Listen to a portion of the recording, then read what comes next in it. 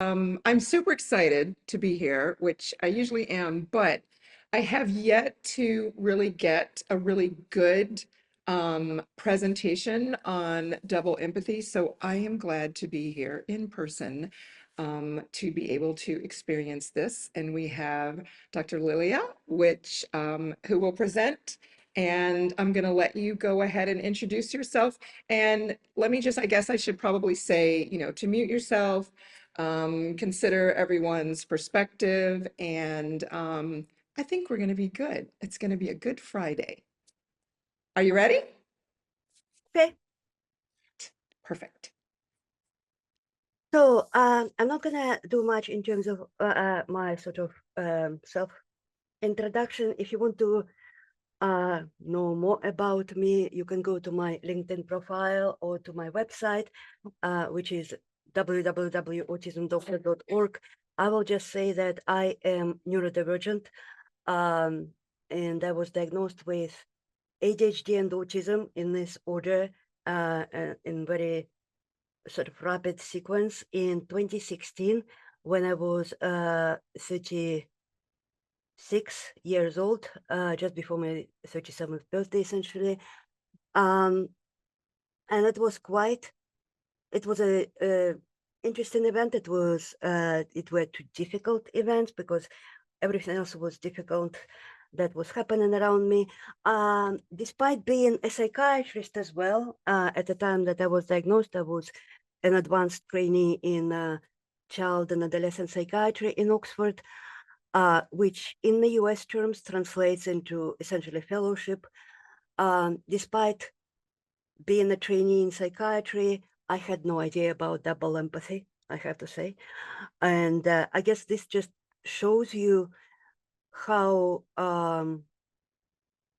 poor the current psychiatrist or the 10-year-old psychiatrist training is, although from what I gather from my colleagues that I speak to now, it hasn't improved much, but it shows you how inadequate the training of psychiatrists is in terms of neurodiversity and understanding neurodivergence.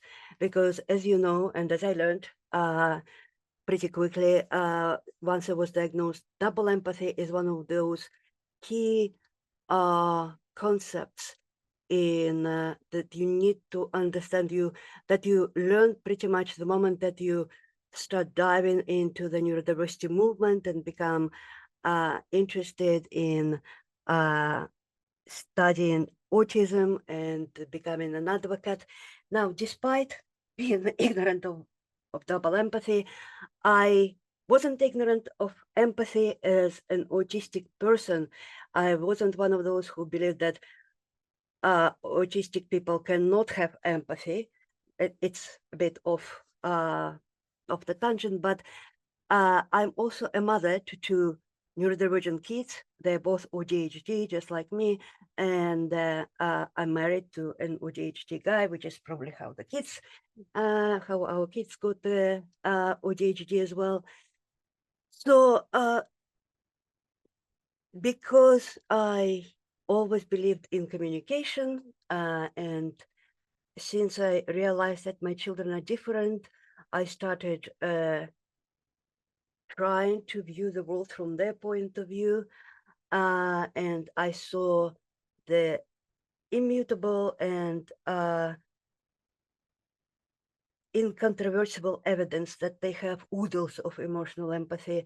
I definitely wasn't laboring under the misapprehension, but still, double empathy is different. And how I want to start the lecture today is, or the presentation, is actually tell you a little story. And this is the story about, about a girl and her family. So I learned this story on Facebook group for autism parents back, I think, in 2017 or 2018. And it was really a very upset lady writing about her 9-year-old daughter who didn't want a birthday party, who was very adamant she didn't want it. And she very clearly communicated it to her parents, and the parents communicated it to the grandma. But grandma really belonged to the generation that didn't think that autism is something very easy to understand, and perhaps she didn't really believe in autism at all. At least that was my impression from the conversation. And she decided to throw girl a birthday party. What happened was the girl went into a huge, massive meltdown, and the way it was described by her mother, it was the worst meltdown for years, which resulted in ruined birthday, first of all, and it resulted in sort of three-way miscommunication. Because if you think about it, we ended up with three parties, each of which had its or their own perspective on the events, and each perspective was significantly different from the perspective of others involved as well. So if we start with Granny, if I try to describe you basically from the Granny perspective, she was thinking, either a girl is being too spoiled or the girl just doesn't understand, autism, maybe she's not too bright. They say one thing today, another tomorrow. What kind of child doesn't want a birthday party? Half the time they don't know what they're saying at all. And anyway, my son and my daughter-in-law are spoiling the girl rotten. She's always throwing temper tantrums. And this is a huge misunderstanding, which still persists. 7 years later, still persists. There is a huge confusion between meltdowns and temper tantrums, and it goes both ways, which either way it goes, it is hugely counterproductive for neurodivergent people. But Granny was unamused. Granny was offended, and she felt that the girl just needs more discipline, and that her son and his family are essentially being ungrateful after all she's done for them. Now, from the parents' perspective, they were thinking like, okay, so we told the grandma our wish, and we didn't just pluck it out of nowhere. It was the wish of the girl. It is her birthday party. Why can't the woman just listen to us? It's not like we were asking her for something to do. We were asking her not to do anything. And now we have the ruined birthday. Now we have the girl in a meltdown that we had to pick up and go home. And it was a difficult journey home, from what I understand. And the mother was in tears. How can we explain to the granny that this is not about discipline, this is not about the girl misbehaving or being spoiled, it's about the girl's anxiety. How can we make it clear to the grandma? And here is perhaps the girl's perspective. This is not what the woman told me, but this is how I understand it based on my experience with lots and lots of autistic and ADHD children and my own children. The world is very hard to understand, and things happen that I don't really understand entirely. It's like all a gigantic puzzle. There are tons of missing puzzle pieces, and I can't put it all together so that I can finally get it all. There are always rules, and it's a bit like in Terry Pratchett's, if you read Terry Pratchett, Going Postal, Stanley in that book always follows the rules, because if you don't follow the rules, all sorts of things can go wrong. And so for the child, it's like, it's important to follow the rules, it's important to follow the routine, because the life is this hard task on which I'm a tightrope walker, and I just about manage to stay upright and vertical. If I don't have the routine that I expect, if things change from under me, if I don't have the predictability, if I don't have the control over my environment, over the events that directly affect me, I can't cope, the anxiety becomes overwhelming, and I end up again like Stanley in Terry Pratchett's book. He describes, having my little moments. So I go into meltdown, and the girl may know that the Nana loved her, and from the parents' description, the girl did miss her Nana, but again, according to the parents, there had been 6 months, and any attempt of reconnecting would go wrong at a very early stage, like within a couple of sentences, they would just start arguing and have to drop the attempt at all. And the worst of all, of course, is that the girl felt guilty. It's nothing that she has done, but she felt guilty because she felt that it was about her, which in a way it was, but she didn't do anything bad. She was unable to cope, and if her wish, if her will had been respected, then she wouldn't have ended up in this very uncomfortable, very painful position, actually. Now, I want to apologize to you. I have a horrible cold, so I'm gonna cough periodically, and I have to blow my nose from time to time. Mm. And the mother said on the Facebook group, I just wish that there was something, just something, a poster, a brochure, something that I could give people, that they could read, that they don't have to go to event days or read the complex books that we have read, because we feel we have to do it because of our child, but nobody else is going to do it voluntarily. So I just wish there was some easy way to explain to other people how our little girl thinks and why she does what she does. And then she continued saying, I wish they could see the world through her eyes. And I wish they could understand that she is not spoiled, she is not undisciplined, she's actually trying very, very hard. And life for her is very, very difficult. And I must say, this little girl was lucky, at least with her parents, because I see so many children and adolescents, even adults, that are misunderstood on this profound level by those people close to them, or those people who are their guardians and responsible for their care, and who exercise their power over autistic people. Because if you don't understand this very simple truth that we are trying hard, that we are trying to do whatever we can to prevent the difficulties in the family or with other people, that makes for very uncomfortable and sometimes for tragic existence.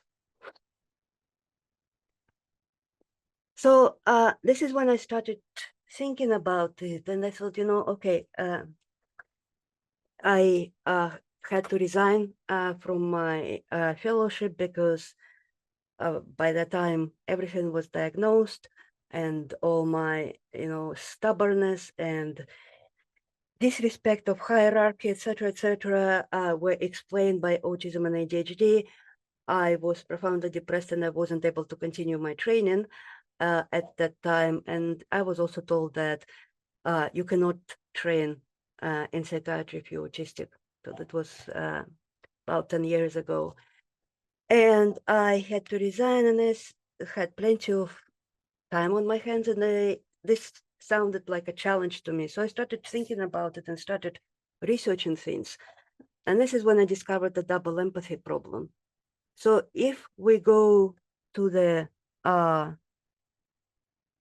definition, this is how it's defined by the author.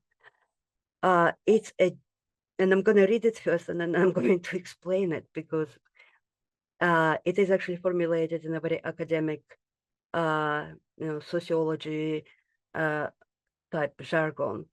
So it is a disjuncture in reciprocity between two differently disposed social actors, which becomes more marked the wider the disjuncture in dispositional perceptions of the life world.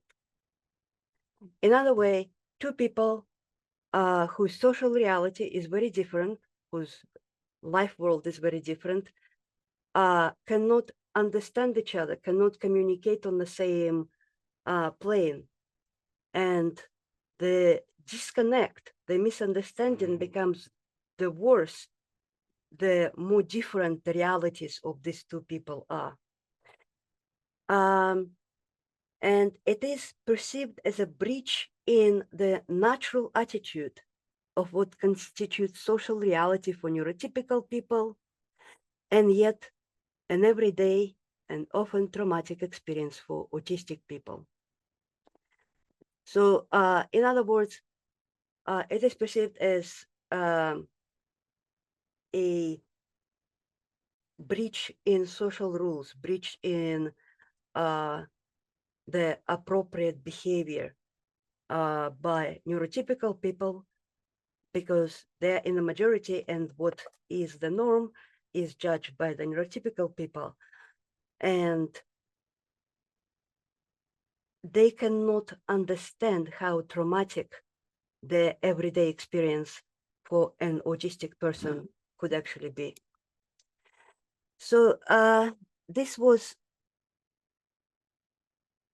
written in Damian Milton in a paper, which, the title you can see there, on the ontological status of autism, the double empathy problem, in the Journal of Disability and Society. And I thought, this is exactly what was happening in that situation. And therefore, if we want to improve the life of autistic people, we need to find the means of minimizing this disjuncture in dispositional perceptions of the life world. But how do we do it? And I spent the next 3 or 4 years of my life reading a lot of academic papers, research papers on autism, on neurodiversity, on neuroscience, trying to understand my experiences using and the experiences of the people that I knew, whether they were be my clients or my loved ones.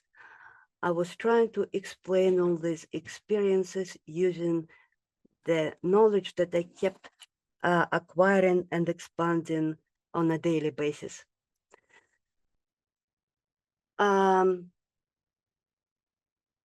Damian Milton was a neurodivergence sociologist, and he was a father of an autistic boy. And this is another thing that I want just to mention briefly. I have noticed that the people, even the apparently neurotypical people who have done any advanced work on promoting neurodiversity movement, neurodivergent people rights, or neurodiversity advocacy, even if they don't advertise it, they always have some sort of personal link to autism, whether they are a father, a son, a sibling of an autistic person, which reinforced my conviction that I need to solve this puzzle. I need to solve this double empathy problem, because it seems that nobody who doesn't have autism isn't going to do it, because there is just simply no interest in the issue. And that perception was confirmed multiple times when I was working. Now, when I started working on it, obviously there was the first issue that I ran into was that no two people with autism are the same, according to Oliver Sacks. I'm sure you will agree with it. It wasn't just his statement that was echoed by Jim Sinclair. It was echoed by Temple Grandin. All the early titans of the neurodiversity movement all expressed this statement, although perhaps in different words. But I'm going to read this to you because I think it's beautiful. Personally, I think Oliver Sacks was neurodivergent, but I can't say anything about it more fact-based basis. But his ability to understand Temple Grandin's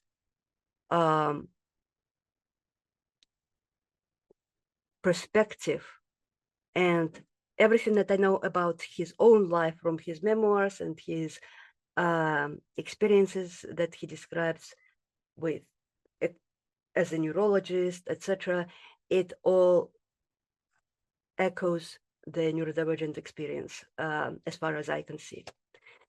So no two people with autism are the same. Its precise form or expression is different in every case.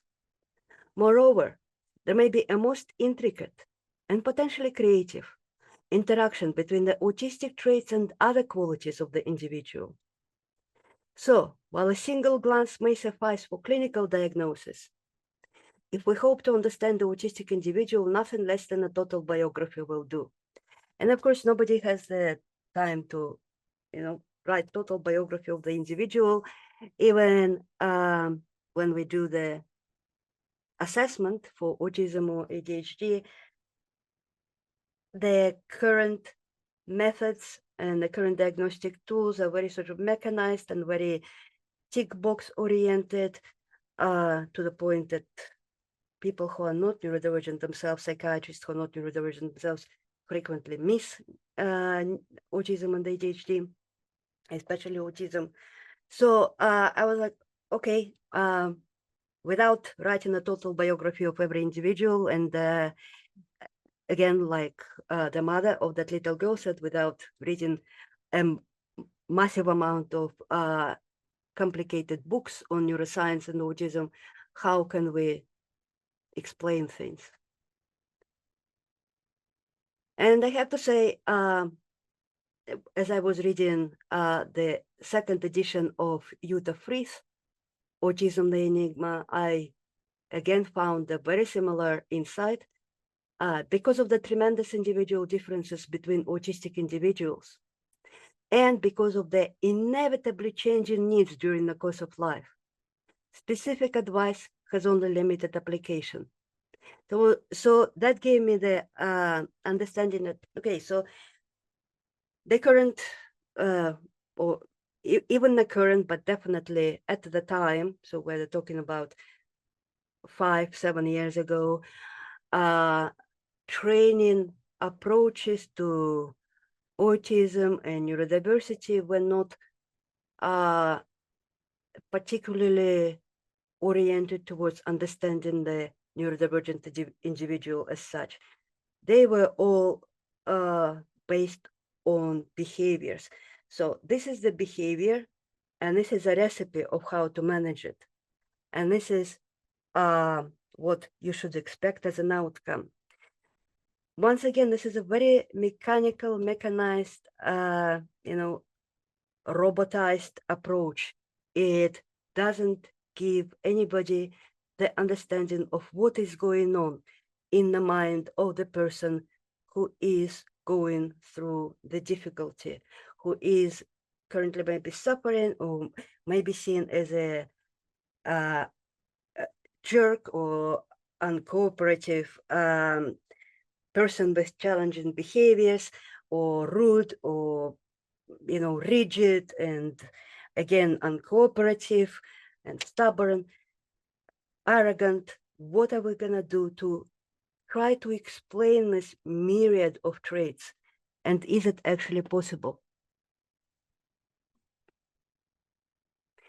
And then I reread a book by Kate Fox, who is an anthropologist, a social anthropologist who lives and works in Oxford, actually, and I live and work in Oxford, UK as well. And she wrote a book titled Watching the English.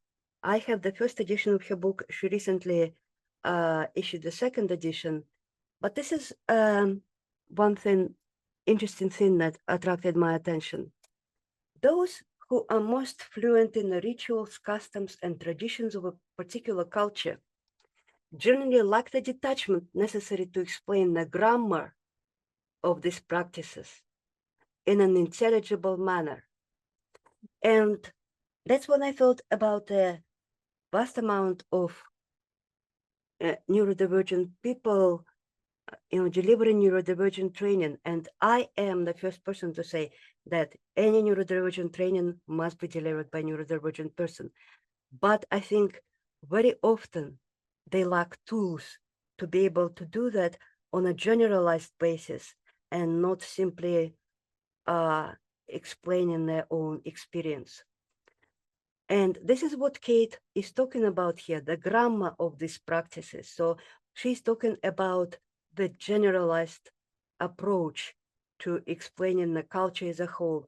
And this is why I'm sorry that Dawn isn't here today, because I think she would probably throw me a few questions about anthropology. I thought that perhaps I should look into the anthropological approach and how we can do things if we follow Kate Fox's advice.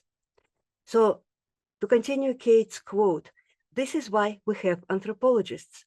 Anthropologists are trained to use participant observation to identify the commonalities and rules governing behavior. So, okay, here are several, all the highlights and different font alterations are mine on this slide. And the reason I highlighted these things is because, okay, first of all, you need training. Anthropologists are trained to use their particular tools.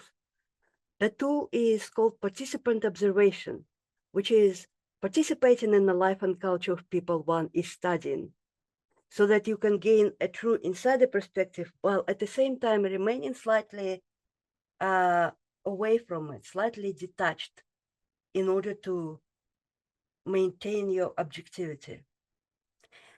And this, I think, was the essential quote: to identify the commonalities in rules governing behavior. So I thought, okay, so we need to identify the commonalities.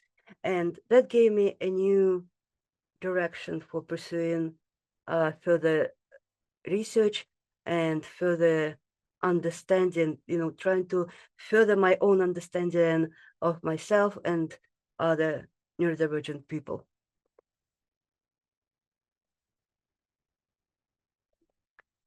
And as I said, after 3 or 5 years, I believe I have actually come up with a reasonable solution for the double empathy problem, which is interesting because, as far as I'm aware, this is the only solution. At least I may be just arrogant and I may be full of it, but based on the attendees of my training, based on the autistic framework, people have reported being able to address the double empathy problem and feel and see and experience the world as a neurodivergent person experiences it. And on the other hand, the neurodivergent people who attend my events, they reported being seen and being heard for the first time in their life. And they reported being able to have tools or enabled with tools to explain their experience to others around them. And I would very much want to hear your comments and your questions about it as well. So what is autistic? Autistic is a framework for understanding neurodivergence experience. As I say in my training events, it is there for you to experience the world or try to experience the world and see the world and hear the world the way that a neurodivergent person experiences it. Despite the name autistic, it's not just about autism. It is essentially incorporating all the neurodevelopmental conditions that are included in all the definition of neurodiversity, which is autism, ADHD, and all the DISs, dyspraxia, dyslexia, dyscalculia, developmental language disorder, etc. But autistic is called autistic because I believe in mnemonics, because when I was going through medical school, I probably wouldn't have ever qualified as a doctor without mnemonics. Mnemonics are great, and autistic is therefore a mnemonic slash backronym. Backronym is when you are trying to fit an acronym into an existing word. So it's an acronym backwards, backronym. So here we have a backronym autistic, where each of these letters stands for a neurodivergent quality of character that is found virtually in every neurodivergent individual I have ever met, and that I described in research papers on neurodiversity. It can be expressed, each of them can be expressed to different extent in every person.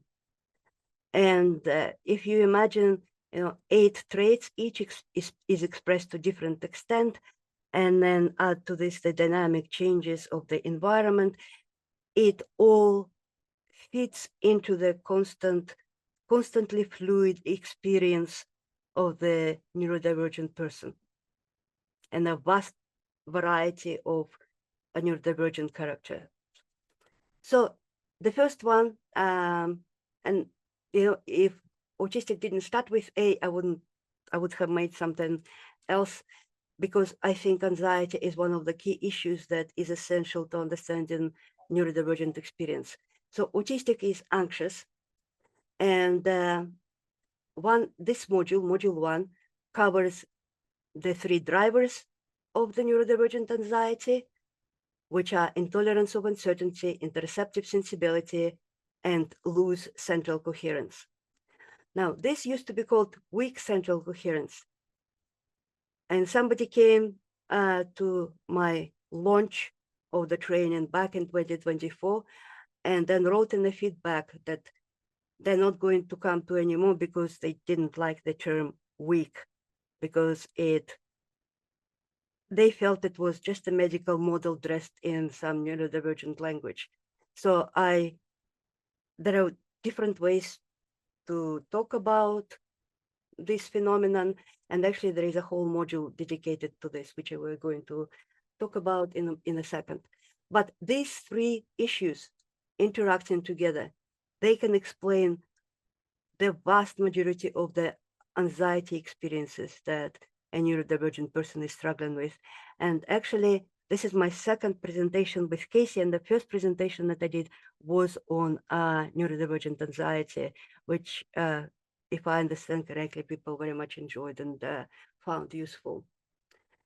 And the second part of the module is describing the way that we cope with this anxiety, that our rigidity, our rituals, our perseveration, whether it's echolalia, whether it's the steams, it's all about trying to cope with anxiety. We're not control freaks. We just need to have control. We're not doing it because we enjoy controlling others. We barely can control ourselves, but we need to be feeling in control because it reduces our anxiety experience. Seeking sensory stimulation, again, that's another way of referring to STEAMs. And finally, the withdrawal. Speaking about this, I actually posted a poster on LinkedIn profile. Among other things, I posted a poster on coping with neurodivergent anxiety, which describes this in more details.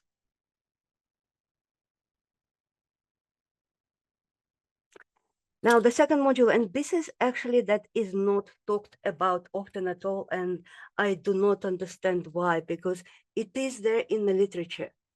It is there, it was there back in the 90s, when the autism research was, well, not in its infancy, but maybe in its adolescence.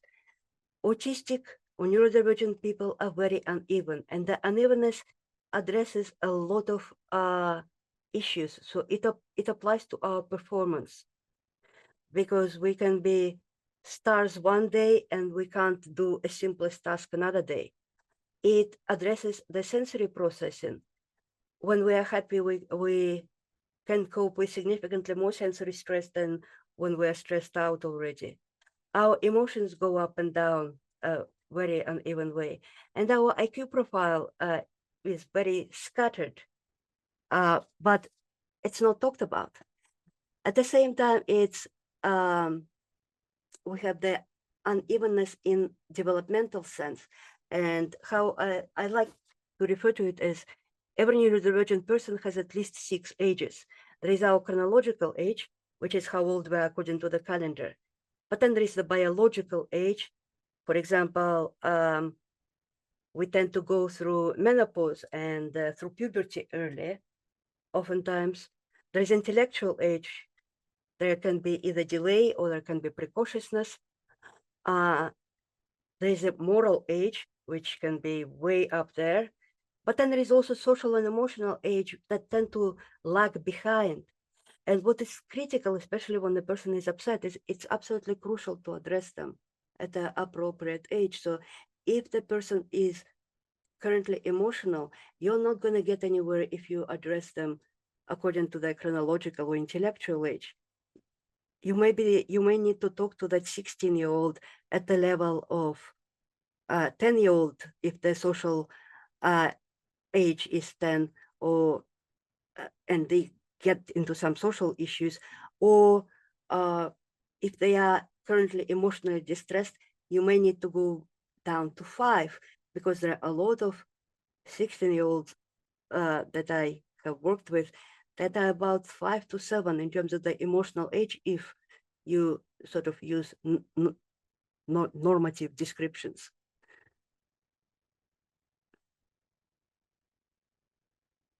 Also, this is talked a lot about in terms of ADHD, but it's not talked much at all about autism.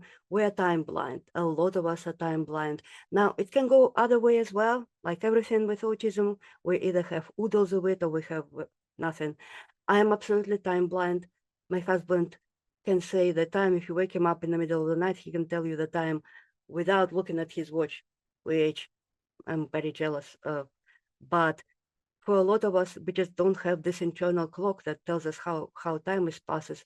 And that time perception issues then develop into the time management issues, which can complicate everything from meeting deadlines to coping under time pressure to scheduling things. And of course, as with every other module, I also talk here how things go wrong, why they go wrong, and how you can help that. Autistic is intelligent. With the module is talking about intelligence issues as applied to neurodivergent people. The ND-specific issues as far as assessment of the intelligence is concerned. The difference in performance in routine versus testing conditions. We talk about the processing speed and working memory differences. We're talking about how IQ and the adaptive behavior scales can be vastly different. Describing the typical scatter of the NDIQ profiles and talk about the full-scale IQ versus general ability quotient, which are, or general ability index, that are different ways of expressing somebody's IQ, intelligence abilities, if they have weak processing speed and working memory, which is what usually we have. That's pretty universal in autistic people. Then we talk about verbal and nonverbal intelligence, of course, and talk about learning disability versus intellectual disability, and touch a bit on genius versus savant.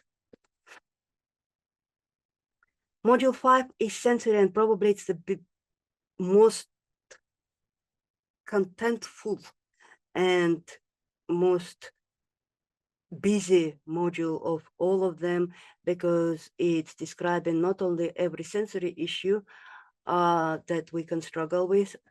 For example, did you know that the common symptom, so-called, or common issue that people complaining about, that about our not respecting, interpersonal space and getting into other people's personal space, it actually may not necessarily be an issue of not being aware of the fact that we need to live somewhere between 1.5 to 3 meters of personal space between us and the person that we're talking to.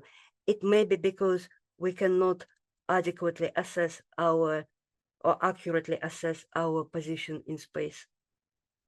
And no matter how many times you tell this person that the appropriate interpersonal space is this and that, they won't be able to. But if you don't realize this, you will become angry, or you will be thinking that they're just ignoring you. And I have seen the kids that are driven, depressed, and driven really desperate by people who just keep yelling at them, keep telling them off without understanding what it is exactly the person is struggling with. And then, of course, we're talking about the emotional sensitivity and how that can find its expression in people.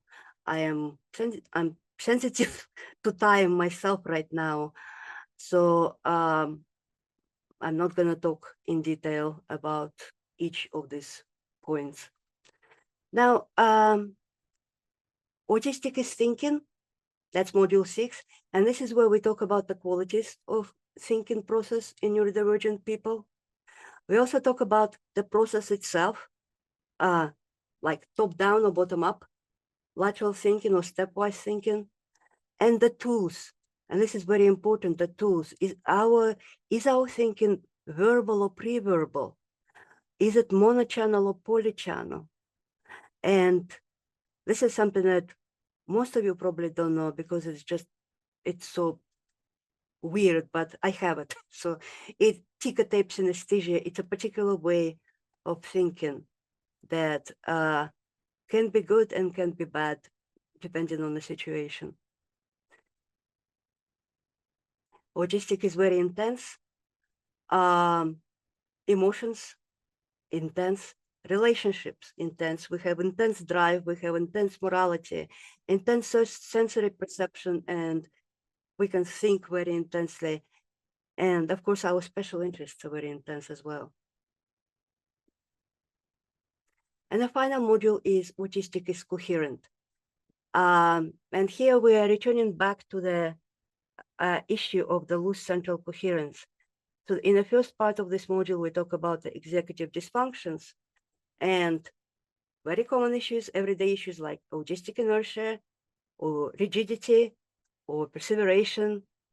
And this sort of thing are more applicable to organization, organizing yourself, showing your work, procrastination, etc.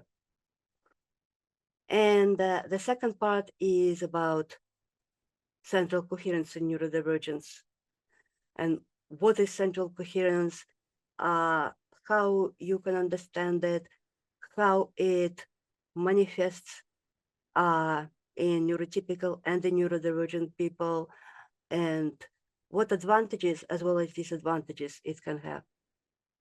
Excuse me, Dr. Lilia. We have a person that would like for you to give a little bit more understanding of what ticker tape synthesia is. Okay, I'll do it right after I finish. I just want to finish. Yeah, Yes, thank you. thank you. So these are the core 8 modules In addition to these 8 modules, there is the introductory module, which is module 0, where I do this kind of oversight of outline of the whole course. And there is a final module, module 9, where everything is being discussed, and we try to put it all together, and we're trying to synthesize our newly acquired knowledge into the personal information, how it applies to us. The second advantage is the content is profoundly neuroaffirming. I don't talk about diagnosis. I don't talk about autism disorders. I don't talk about, uh, you know, symptoms. I talk about weaknesses, strengths. I talk about challenges. And my overall approach is to emphasize that anybody could struggle in this situation if you had the tools that the neurodivergent person does, if you had to balance as much as a neurodivergent person does. And of course, it is to the dot, it is evidence-based. There is nothing that I say in this course that is not backed up by a paper. And I have processed over thousands of papers. In the recent paper where I described the first steps, the first sort of brief report of Autistic as a framework, I included almost 300 references to support the validity of the framework. It is all based on the current research. It is a conceptual framework, which it's not theoretical framework. And the difference is theoretical framework, we are sort of taking, we're creating a theory, and then we're trying to explain the theory. It's inductive approach. In a deductive approach to conceptual framework creation, we take the lived experience, we take the facts, and then we're trying to create a framework of understanding around it. And this is what autistic framework is. It doesn't add anything new in theory. It just explains what is already there. It's ultimately adaptable. As you can see, it's ultimately adaptable. As you can see, there are 8 modules, and they are just sort of bare bones modules. Using the same scaffolding, I like to call it scaffolding. Using the same scaffolding, you can create bespoke materials for any age, for any industry. So, in my ideal world, and this is what I'm hoping, will happen maybe in 15, 20 years, this could be incorporated in daily, in general education, in the compulsory education for children, literally from year 1 to the final year they graduate from high school or finish the A levels, whatever happens, whichever country you're in. But basically, it's just doing it step by step, and children can understand it. You just need to adapt the language appropriately, but the facts are still there. The facts are the same. And the children are remarkably resilient and remarkably, they have remarkable sort of elasticity in their approach to others. Once they can understand why that person behaves like this, they can be very accommodating towards them. But they need explanation. And this is what I hope this can provide. Also, it can be using the scenarios or problem-based learning, as it's called formally. It can be adapted to any industry. So if you create scenarios with teachers about classroom, you can use it to educate teachers about neurodivergence.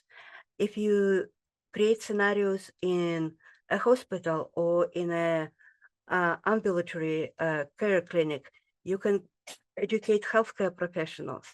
Again, even within the healthcare profession, for example, it can be really fine-tuned for receptionists and supporting staff versus general doctors versus psychiatrists. We don't all have to study it at the same level. It can be just adapted however necessary. And of course, the fact is, it is a proved concept. I launched it, let me just have, yeah. I launched it with online events in 2024, and this year I did a repeat run with updated slides, with altered presentations and updated events based on a feedback, and also based on new evidence coming out and research. And it's not hard to update it, but I think it's going to be an annual event for now, because new evidence comes out every day. The feedback that I received, and this is literally 1% of the feedback, people described it being hugely helpful for anyone working or living with an autistic person. People said that it had direct impact on their professional practice. And now I need to say that online events is providing CPG modules for people in mental health care. So most of them are counselors and psychotherapists. So they felt it had direct impact on their professional practice, and between 70 to 95% said that they were either satisfied or very satisfied, and between 76 and 95% said that they will recommend it to their colleagues and recommend to attend this training. People described it as being rich, informative, and knowledgeable in content, and said that they were able to get a deeper grasp of neurodivergent realities. Now, just to say quickly here, I don't have time to talk about it now, but I want to say that the framework also meets all these criteria, and I also talk about it in the paper in detail. It aligns with Milton's concept of double empathy. It meets the requirements for neurodiversity affirming interventions as described by Lerner et al. I think it was in 2023 or 20, I don't remember. If I don't remember, I'm not going to say it exactly, but I can send Roger the references if you're interested. And these are the reasons why it meets those requirements. It aligns with a broader academic, clinical, and socio-political perspectives. And it uses neurodivergent terminology, and it focuses on autistic identity. Sorry for the typo here. And of course, if you think back to the story about the girl who didn't want the birthday party, you can now understand that the girl, was barely hanging on there because she was struggling with the loose central coherence. She was struggling with sensory overload. Because of this, she was unable to regulate her intense emotions, and therefore she was trying to use the rigid routines, the rituals and predictability as her means of trying to cope with the anxiety. And unfortunately, once this was violated, once she was met by surprise, that was literally, from the granny's perspective, it was nothing. From the girl's internal perspective, it was the final straw. which made her go into the meltdown. Okay, so this would be it. And now I just want to say that we're now launching an online version of the same training. It's going to run in parallel with events, with online events, but in online version, there will be more material. It will be interactive. It will be more problem-based. That was, despite me giving plenty of real life examples, obviously within 2 hours of each webinar, I'm unable to give as many examples as people wanted to. So there was a request for more examples and more scenarios, more problem-based learning. And we are seeking interested people who want to trial it as a framework for the neurodivergent training for their organization, because I think this is what we really need to do right now. And now back to ticker tape anesthesia.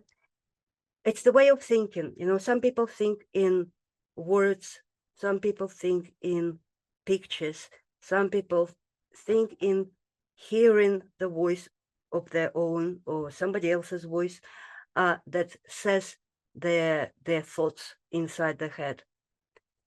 Well, ticker tape synesthesia it's like there is a ticker tape, running on your inner eye, on your mind's eye, which essentially gives you, it's like a teleprompter.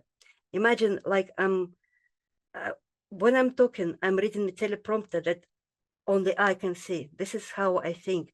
And because I learned to read very early, I don't remember being able to think in any other way. And it is quite uncommon. And as far as I'm aware, it only happens in neurodivergent people. But yeah, I don't have an internal voice, as in, real somebody talking in my head, or I don't go to different cupboards to pull out pictures of cats and dogs when I think about cats and dogs. I just have the word cat on my teleprompter and I read it out. And this is part of the reason why I have to either close my eyes or look away when I talk to people, because I can listen fine. I can listen to people absolutely fine. I can maintain eye contact, etc. But I have to look away. I can't look you in the eye and at the same time read my teleprompter. It's very helpful in terms of learning foreign languages. I can tell you that I'm the best speller in my house, apart from my son, who also has ticker tape synesthesia. So I'm the best speller in the family, and I have always been the best speller in any sort of working unit that I worked with, because if I don't know how the word is spelled, I don't remember. I can't remember. I cannot commit it to memory. I can hear it 10 times and I will not be able to recall it 5 seconds later. Thank you Okay, so much. that's it. Thank you so much for explaining that. And I'm just going to say, for my own personal selfish need to say this, I use the ticker tape all the time. I tell people I have 3 ticker tapes at all times with things I have to say. And I don't All right. understand how other people don't have ticker tapes of things to say. And that's why I don't always complete my sentences, because I may start one ticker tape and then another ticker tape because I want to get all of it in.